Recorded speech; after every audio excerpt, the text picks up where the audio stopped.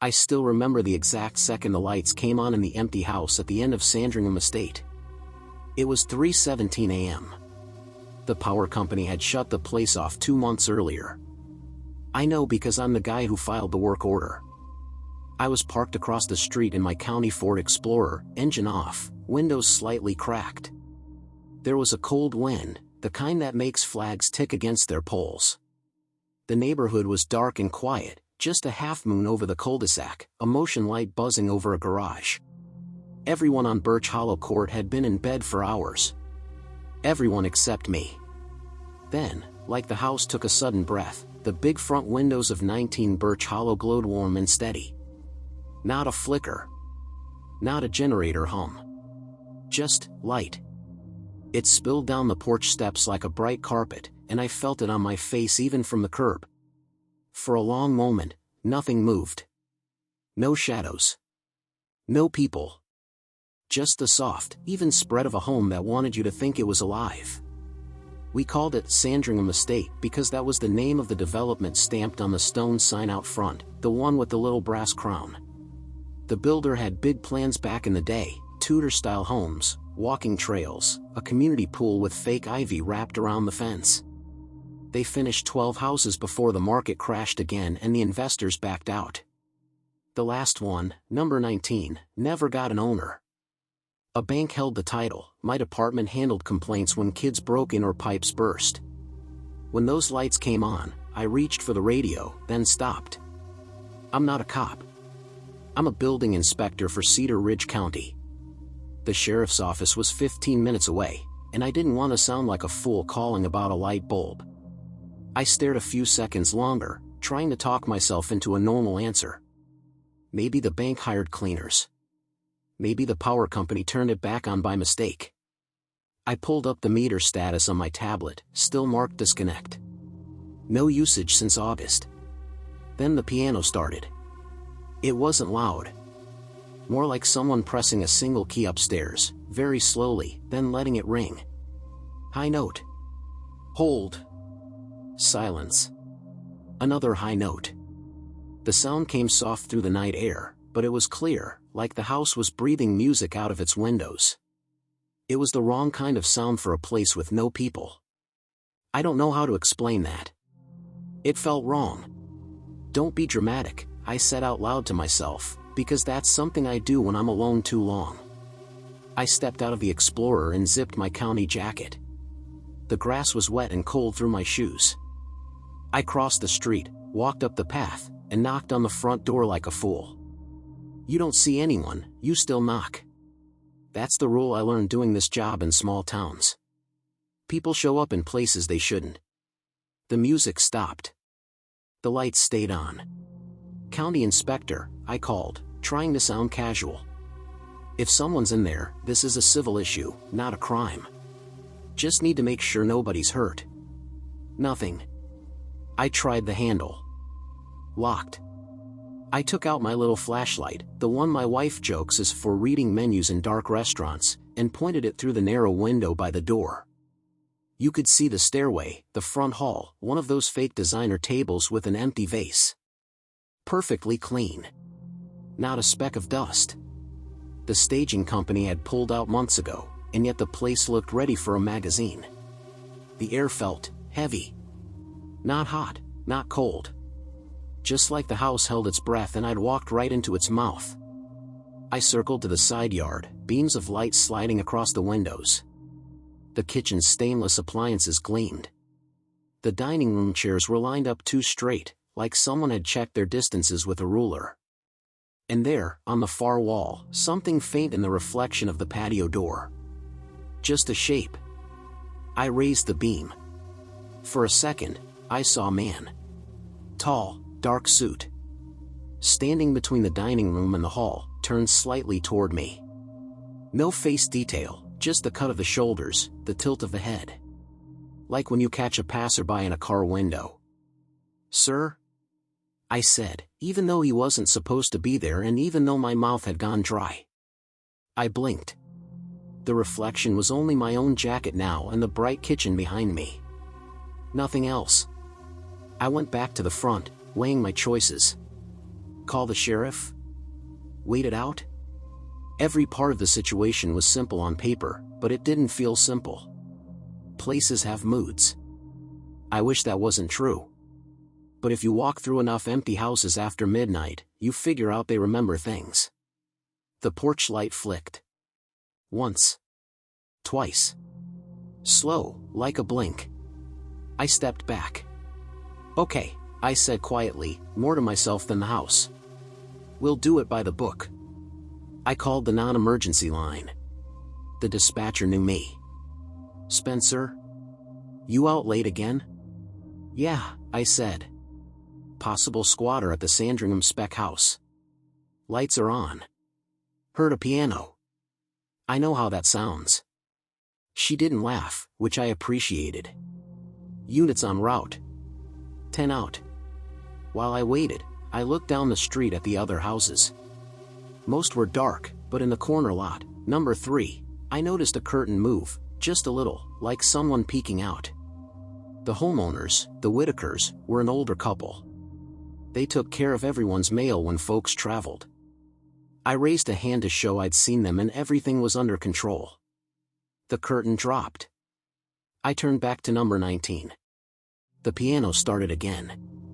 A different note this time, lower, then higher, like someone feeling around for a tune. I pressed my ear to the door. The wood felt cold. The notes grew more certain, slow and pretty, like a lullaby you half remember. A vibration traveled through the door into my jaw. I thought about the bank's file, the one with the original sales brochure. It had a picture of a grand piano in the optional music room. The builder never bought one. The room was a closet. Then I noticed the smell. Matches. Not smoke. That sulfur bite right after a match is struck. It came in short bursts, like someone lit and blew out, just inside the door. My eyes watered. I took a step back and blinked hard. That's when the front deadbolt unlocked. It was a soft sound, a tiny slide of metal, but there's no mistaking it. The kind of click that makes your skin pull tight, like it wants to hold you inside your body. I reached for the knob out of habit, then froze. The door hadn't opened. Just the lock. I didn't touch it. No key on my side. No reason it should have moved. My radio crackled. Spencer, Deputy Reed. I'm turning onto Riverton now. 3 minutes. I swallowed. Copy. I'm at the front porch. 3 minutes isn't long unless you're standing in front of a door that just unlocked itself. I put my hand on the knob anyway. Sometimes you do the dumb thing because doing nothing is worse. The piano kept playing, patient and polite. And that sulfur smell came again. I turned the knob. The door didn't give. Stuck. Not jammed, held. Like a hand pressed flat against the other side. I leaned in, shoulder to the wood, put a little more weight. It held firm. I stepped back, heart going fast now, and stared at the door like it might blink again. Behind me, a voice said, "Don't go in there." I spun. The Whitaker's granddaughter, Chloe, stood at the bottom of my porch steps in an oversized college hoodie and pajama pants, fingers tucked into her sleeves like she was cold. She had her phone gripped tight in her right hand. "Chloe," I said, trying to sound calm. "You shouldn't be out here." She shook her head. Her eyes looked glassy, not from tears, like she hadn't blinked in a while. "It doesn't like when people go in." "What doesn't?" She glanced past me at the door. The man on the stairs. I felt the porch boards under my feet, the hollow give of old wood. "You saw someone inside?" Chloe swallowed, nodding. "Every night this week." She lifted her phone and showed me the screen. The photo was grainy, taken from a window across the street. The staircase in number 19 was lit by that same warm light. Halfway up, a figure stood sideways, one hand on the rail. Tall. Dark suit. Head tilted. My mouth opened, closed. Before I could answer, the deadbolt snapped back again, this time all the way. The door eased inward the smallest inch, as if the house was smiling. Deputy Reed's cruiser turned into the cul-de-sac, headlights washing across the lawn. And from somewhere deep in the house, beyond the soft piano, a second sound joined, like a small, careful foot taking the next stair up. Deputy Reed parked behind my Explorer, the blue glow of his dash screen washing over the quiet street. He stepped out, tall and steady, palm resting on his belt like he'd done this 1,000 times. He nodded at me, then at Chloe. "Evening," he said. "We keeping this calm?" "As calm as it gets," I said. House turned its own lights on. Piano too. He didn't smirk. "Reed's a local, born here, played football here, married the high school art teacher. He knows when people hear strange things in empty places. He also knows empty places aren't always empty." "What did you see?" he asked Chloe. She hugged her arms tighter. "A man on the stairs. He stands there and turns his head when someone comes up on the porch." She swallowed. "He doesn't come down. He just waits." Reed glanced at the door. "You tried the knob?" "Deadbolt popped on its own," I said. Door gave an inch, then held. Like somebody kept a hand on it from inside. Reed's eyes flicked to me. "Copy." He tilted his head toward Chloe. "You okay to head back inside for a few minutes?" Chloe looked at the house, then at me. "My grandma said not to look too long at it," she whispered. "She said houses like that get lonely." "Go on," Reed said gently. "We'll come get you if we need anything." She nodded and jogged across the street. The Whitaker's porch light clicked on as she climbed the steps. I watched the curtain shift. Two faces. Mr. and Mrs. Whitaker, awake and worried. Reed checked the door with a slow, patient hand. The knob turned easy in his grip, but the door wouldn't swing. He leaned in, shoulder against the panel, just enough pressure to make it groan. "On 3, he said. "You and me." We braced. 1, 2, 3. It moved a quarter inch. Something on the other side wasn't latching us out, it was almost like air itself had weight. Reed stopped pushing, stepped back, drew in a slow breath, and said the kind of thing a person says when they've learned respect for strange situations. "Let's try the side door." We circled to the kitchen entrance. The handle there turned clean. No resistance. Reed eased it open and called out with the slow authority that calms dogs and men. "Sheriff's office. If anyone's inside, announce yourself." Silence. We stepped in together, me a half step behind. The house smelled like lumber and citrus cleaner, the way builders like to leave it. Underneath, that sulfur bite hung like a question, fresh, then gone, fresh again. The hum you expect from a refrigerator wasn't there. The air was too still. My breath felt big in my chest. The kitchen lights were on, but the under-cabinet strips flickered like a heartbeat. Reed's flashlight beam cut through the warm glow and landed on the breaker panel in the hall. He flipped it open and frowned. Every breaker was off.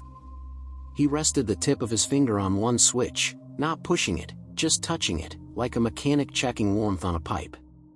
"You seeing this?" he asked. "Yeah," I said. I tried to keep my voice level. "Power's disconnected at the meter too." "How are the lights on?" he asked. "There isn't a way," I said, because that was easier than the other options. From somewhere deeper in the house, the piano gave a single low note. Reed turned his head slowly toward the front hall. You could see the stairs from there, the famous Sandringham staircase, all dark wood and show home curves. No piano in sight. No music room. Just the entry table, staged with an empty vase and a glossy booklet that read Sandringham Estate, Live Where Life Feels Grand. Reed angled his body cam toward the stairs. "Hello," he called. "Cedar Ridge Sheriff's Office. If you're in here, we're not here to make it worse. We just need to see hands." The piano answered with a higher note. Not a melody. More like a child trying keys and watching faces for a reaction. Reed and I looked at each other. He did that tiny nod cops do when they're going to do the next thing no matter how they feel. He stepped toward the stairs. My throat tightened.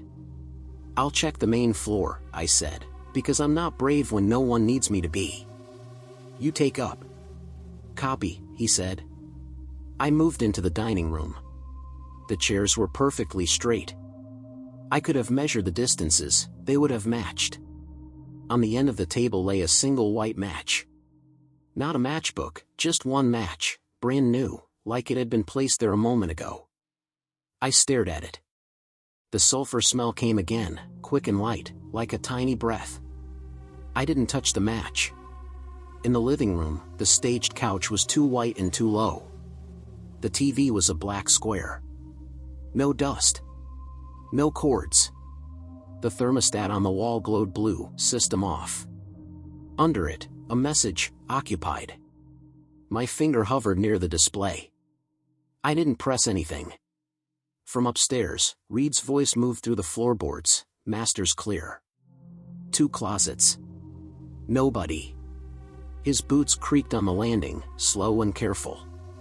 I'm opening the hall closet. A long pause. Then, "What?" I asked. He stopped.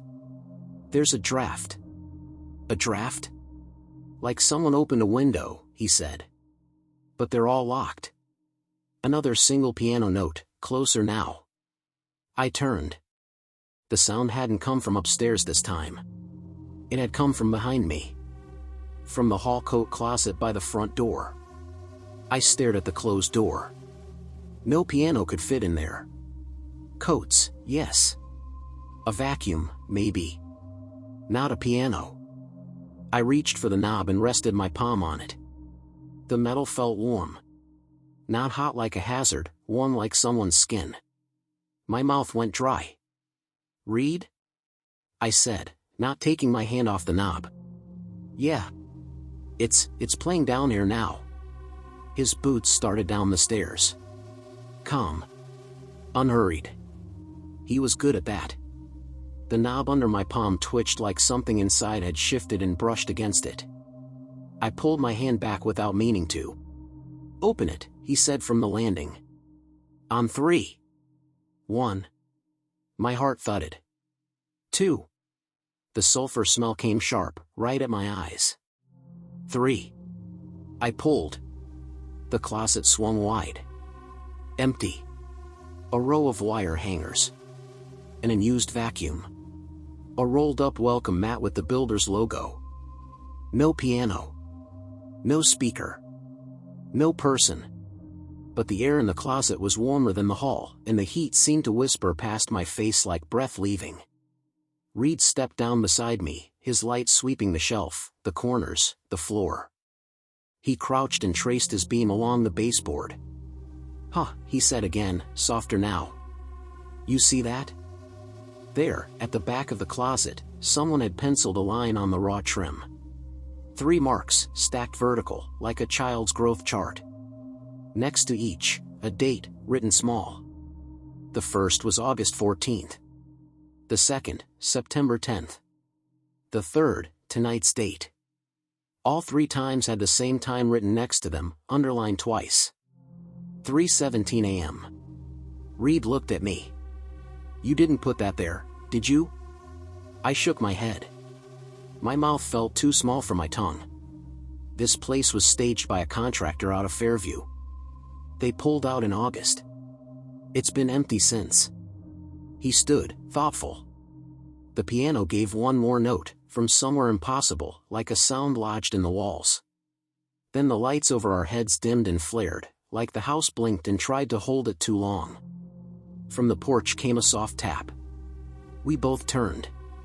A shadow moved across the glass by the front door, a tall shape sliding past like someone pivoting at the foot of the stairs. Reed swung his beam and reached for the handle, but before he could touch it, his radio barked and Chloe's voice came through his body cam mic, faint, scared, from the Whitaker's porch cam feed he'd synced without telling me. "Deputy," she whispered. "Please don't be mad." I set up a motion alert across the street. It just triggered. Reed raised the radio. "Where?" Chloe's breath hitched through static. "The upstairs landing." It sent me the thumbnail. There's a man standing there again. We don't have anyone upstairs, Reed said, but I could hear doubt smuggle itself into his voice. Chloe swallowed. I know. That's why I'm calling. He's looking down at you. Reed and I turned as one and lifted our eyes to the top of the staircase. The landing was empty. We stood in the warm, impossible light of a house with no power, in a hallway that smelled like spent matches. Reed took one slow step toward the stairs. I didn't realize I had clenched my fists until my nails bit my palms. Then my phone vibrated in my pocket. Unknown number. Against all better thinking, I answered and lifted it to my ear. On the other end, the piano played a single, patient note. And then a woman's whisper, quiet and close, using my name like she'd been in our kitchen 1,000 times. Spencer. Don't lock me out again. The voice on the phone was soft, close, and sure. It didn't sound electronic at all, it sounded inside the room. Spencer, she whispered again. You turn the lights off. Don't do that anymore. I couldn't answer. I just stood there, the phone shaking in my hand, staring up the stairs where the landing glowed faintly warmer than the rest of the house. Reed took 2 steps toward me, his flashlight steady. You all right? He asked. I shook my head, whispered, she knows my name. Reed frowned. Who? I lowered the phone, hit the speaker button. The line hissed softly, then a faint piano note slipped through, followed by another. Reed's jaw tightened. Hang up. I did. The sound didn't stop. From the top of the stairs came the steady click-click of footsteps on hardwood, measured and patient. Not running, not hiding. Just descending. Reed drew his sidearm. Stay here. Reed, hold up. But he was already moving. He lifted the beam, and the light rolled across the landing, catching only dust motes and the carved banister.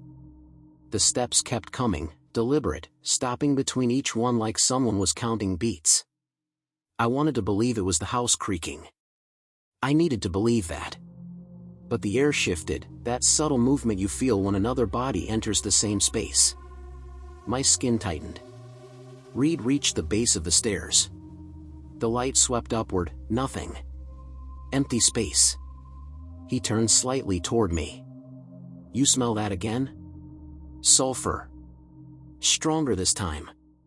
The match scent was everywhere, seeping from the walls. Reed holstered his weapon and tapped his radio. Dispatch, Reed. We've got some kind of electrical issue at the Sandringham property. Lights on without power, smell of. The rest of his sentence warped into static. His radio light dimmed, blinked out. My phone went dark too. Then, every bulb in the house, kitchen, hall, stairwell, flared white. The brightness hit like lightning. For a split second, I saw the shadow of a woman on the landing, long hair, arms bent like she was holding something heavy. The next second, darkness swallowed it all again. Reed cursed under his breath. Breaker panels still off. We heard the piano again, closer now, right beneath our feet. I realized it was coming from the basement. Did this place even have a basement? I asked. Blueprints said no, Reed said. But sound doesn't lie. He moved toward the hallway door we hadn't checked yet, a plain white panel half hidden behind the stairs. It was flush with the wall, no knob, just a small circular indentation like where a lock used to be. The piano's low hum vibrated through it. Reed pushed. The door didn't budge. He stepped back, exhaled, and looked at me. You said this house was never finished? Not entirely, I said. They stopped construction right before inspection. Basement wasn't part of the plans. Reed gave a dry laugh that didn't sound like a joke. Guess someone added one. He unclipped his flashlight and shone it along the trim. The beam caught a faint outline, a hairline gap between wall and door frame. Someone had painted over it. The piano stopped. All right, Reed said. We're calling this in. We back out slow, wait for another unit. I nodded, too fast. Yeah. Yes. Let's do that. We started for the kitchen, moving quiet, not wanting to disturb whatever balance had settled in that house. But as Reed passed the front door, the thermostat beeped behind him. We both turned. The blue display glowed, 3:17 a.m., system activated. The vents rattled, and warm air rolled through the house, bringing that faint sulfur tang with it. The piano began again, not soft this time, but full, deliberate chords, like a hand that finally remembered the tune. Reed stepped forward and shouted, "Cedar Ridge Sheriff's Office. Identify yourself now." Every light went out at once. Silence. Then, a new sound, a woman's humming, low and wavering, like an old lullaby heard through a wall. Reed's flashlight clicked, nothing. Dead. My phone wouldn't turn on. "Reed?" I whispered. He was a dark outline beside me. "Right here." A second later, the humming stopped. Something scraped along the ceiling directly above us, slow, dragging, like furniture being pulled across wood. Dust drifted down. "Upstairs," Reed muttered. "No," I said. "That's not." The sound moved again, but this time beneath us, right under the floorboards. We both froze. Whatever it was moving toward the stairs, toward that sealed door. The wall trembled. Paint cracked along the frame. A soft knock came from behind it. Not loud. Just polite. Once. Twice. Then a woman's voice, muffled but clear. "Spencer. You never finished the inspection." I stumbled backward. My throat tightened like a hand was around it. "You heard that?" Reed didn't answer. He was staring at the door, eyes wide. The knock came again, harder this time. "Reed?" Before I could say more, he grabbed the crowbar from his belt and jammed it under the trim. The first pull cracked the paint. The second made the door shutter open an inch. Warm air rushed out, damp, metallic, heavy like the breath from an open furnace. Reed coughed, waved it off, and leaned in with the flashlight. The beam barely reached inside. "What do you see?" I whispered. He didn't answer. His shoulders tensed, breath hitching. "Reed?" He took one step forward. The floor groaned under his boots. Then, in the dark of that doorway, something else moved. A pale hand, woman's hand, thin, dirt-caked, reached up from below the threshold and pressed gently against his wrist. He jerked back. The flashlight clattered to the floor, rolling in a circle, catching just enough of the figure behind the door, a shape crawling forward, hair clinging wet against her face, eyes open but clouded like glass. Reed shouted, stumbled backward, and slammed the door shut. For a long moment, neither of us breathed. Then the piano began again, a single high note ringing, over and over, steady as a heartbeat. Reed grabbed my sleeve. "We're leaving. Now." We bolted through the kitchen, out the side door, into the freezing air. The porch light flickered once as we ran for the cruiser. I turned just before we reached the street. Through the front window, I saw her, the same figure standing halfway up the staircase, one hand on the rail, watching us.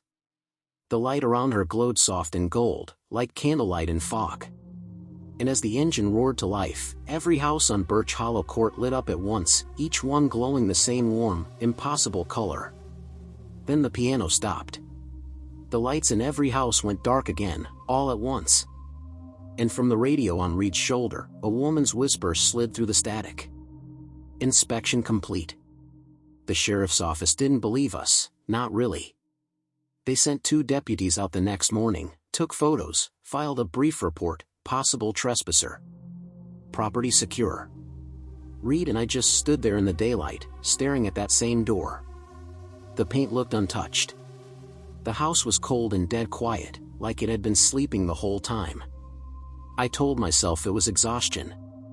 A hallucination brought on by lack of sleep, flickering lights, sulfur from bad wiring. That's what I told my wife, too. But that night, when I got home, I opened my laptop and searched the county archive. There were no original blueprints for 19 Birch Hollow. Only a partial plan labeled Lot 12, Sandringham Estate. Under construction notes, someone had scrawled in pencil, "Foundation anomaly, request inspection halt." There was no signature. No inspector's name. And the timestamp was 3:17 a.m. 2 days later, Reed called me from the station.